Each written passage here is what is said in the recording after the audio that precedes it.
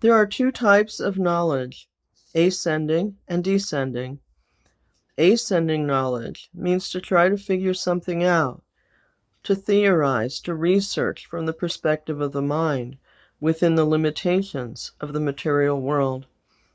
A transcendentalist takes shelter of descending knowledge, which comes directly down from the spiritual world, properly transmitted via qualified spiritual authority.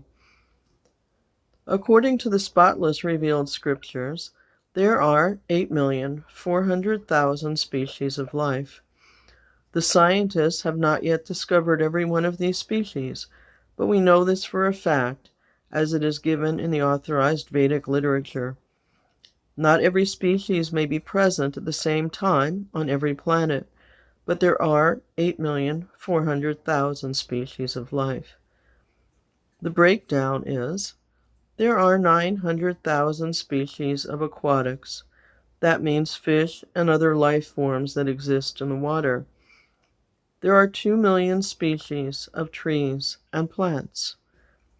There are 1,100,000 species of insects and reptiles, and 1 million species of birds.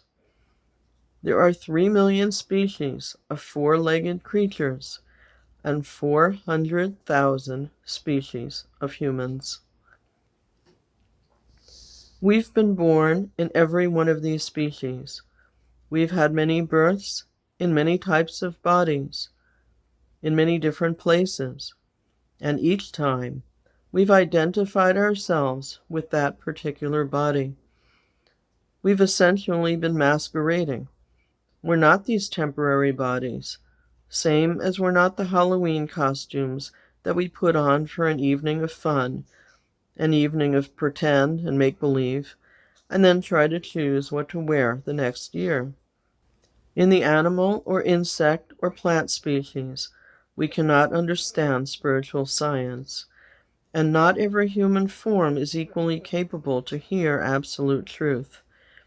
For example, there are aboriginal tribes that are barely above animal consciousness.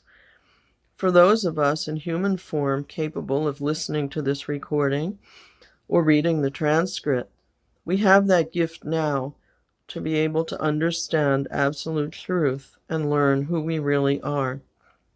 Even in the human form, we've been male, female, we've had all different colors of skin. We've been wealthy, we've been poor, we've been strong, and we've been weak, and we've lived in many different cultures. We've been princes and princesses, kings and queens. We've been beggars and common laborers. We've lived in the cities, we've lived in the country. We've been gods and goddesses, and we've been demons. We've lived on planets where there is great beauty and material opulence, and we've lived in situations of great suffering with disfigured forms.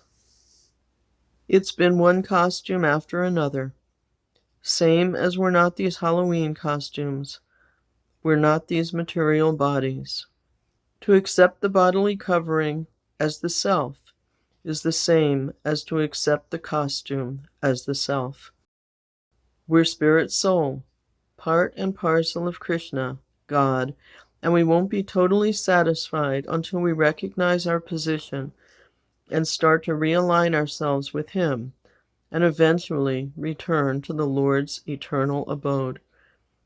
The body is temporary, same as the Halloween costume. We're eternal by nature, and nothing will give satisfaction to the soul other than regaining our God consciousness. The purpose of human life is to end the ongoing sojourn of birth and death, with its many different types of bodies, so many different temporary costumes, none of which are us. We're very fortunate to be placed as we are, with ability to hear from authorized sources of spiritual truth. It's a very rare opportunity that we have.